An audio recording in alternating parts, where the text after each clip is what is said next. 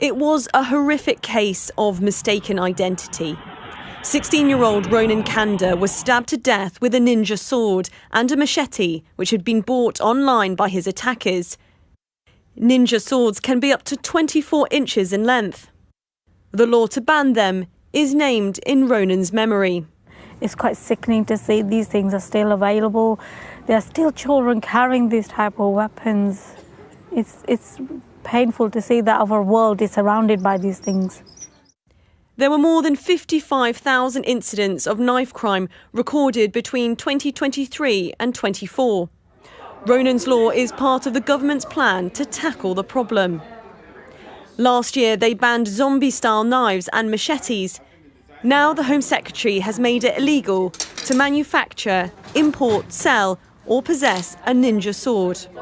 In the case of Ronan Kanda, he was killed by teenagers who had managed to buy more than 20 weapons online. Dangerous weapons that frankly should have been illegal, and we have since now banned. We are banning those weapons, but also he should not have been able to buy those sorts of things online without proper checks in place.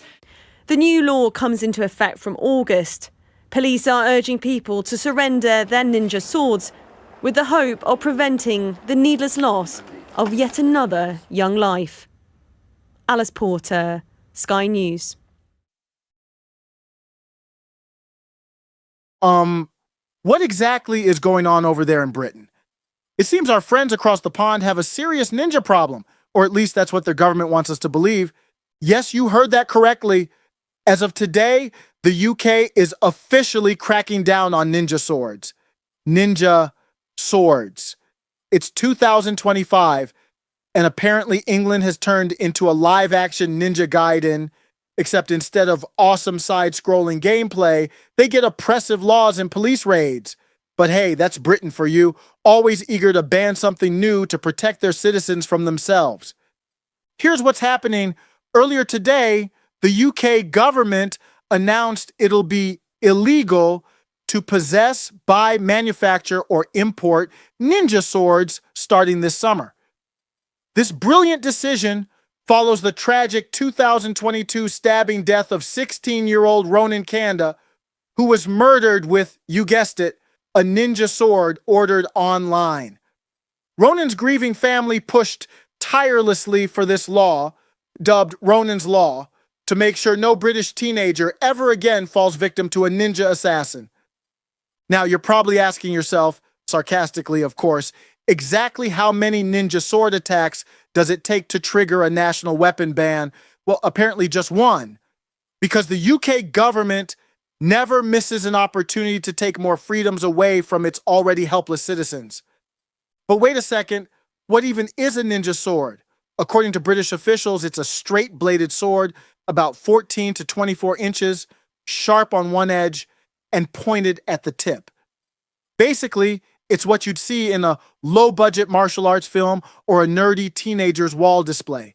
Shockingly, owning these blades, previously 100% legal in your own home, will soon land you 6 months behind bars, escalating to 2 years if further legislation passes.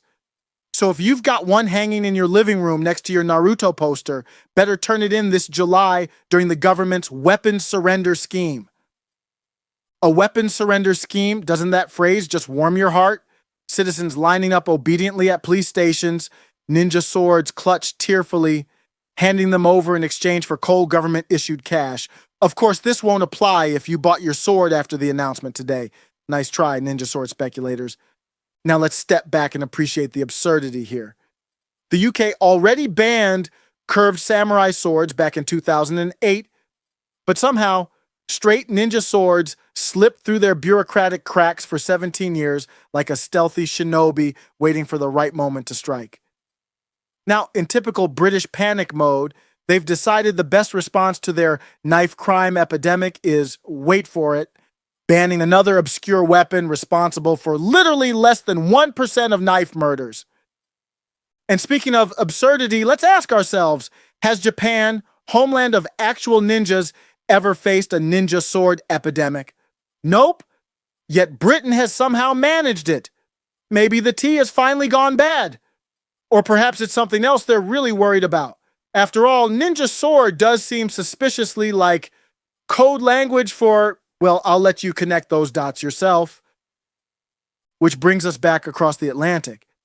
Americans watching this debacle should realize exactly why the Second Amendment exists and is untouchable. When your government has already knocked on your door for social media posts, yes, that's Britain too, the next step is apparently confiscating your ninja gear, then your kitchen knives, your butter knives, your rolling pins, and probably your harshly worded spoons. This is not a slippery slope, it's an Olympic luge. Meanwhile, in New York, remember how they recently banned unsupervised teens from stores? Yeah, teens, we all know what that means. Banning ninja swords seems to carry similar energy. When was the last time you saw groups of non-brown teens so terrifying they had to be banned from anywhere?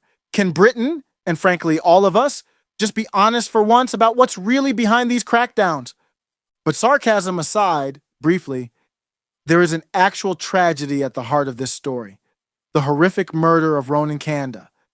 His parents understandably want justice, but banning ninja swords feels like a band-aid on a bullet hole, symbolic politics rather than real solutions. Kitchen knives kill far more people annually, yet no one's suggesting you hand over your carving set at the local police station, because even the Brits know how ridiculous that sounds. For now. So yes, America, when they mock your AR-15s, remind them this is what disarmament looks like. Banning ninja swords and surrender schemes run by well-meaning bureaucrats. Maybe next Britain will outlaw hammers and screwdrivers, or is it pencils first? Here's a thought. Maybe it's not the weapon that's dangerous, maybe it's the person wielding it. Revolutionary idea, I know, but what do I know? I'm just an American watching England lose its collective mind over imaginary ninjas. Anyway, I'll be here, cleaning my perfectly legal katana, comfortably protected by a Second Amendment that's looking smarter by the day. Enjoy the ninja-free utopia, Britain, at least until the inevitable spoon crime wave arrives.